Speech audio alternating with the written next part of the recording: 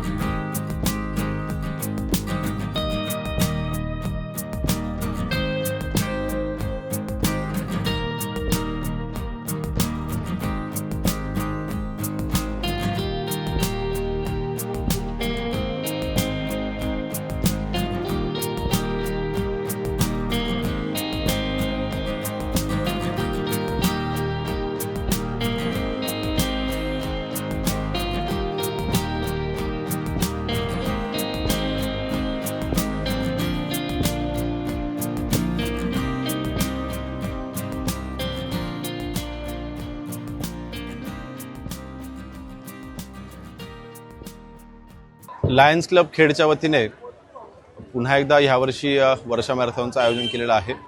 गेल्या वर्षी देखील मी ह्याच्यामध्ये सहभाग घेतला होता। मी स्वतः व्यायाम करण्यामध्ये, फिटनेसमध्ये विश्वास ठेवणारा आहे।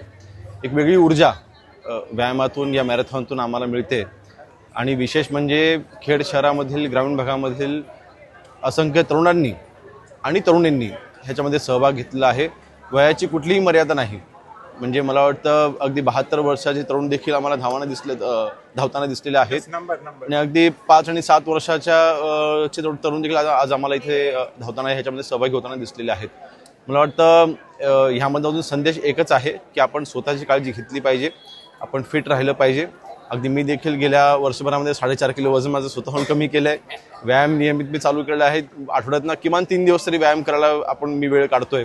तशा पद्धतीने आपण स्वतःची काळजी घेतली पाहिजे। टाइम्स डिजिटलला लाईक करा, शेअर करा, सबस्क्राईब करा आणि बेल आयकॉन दाबायला विसरू नका। Times digital.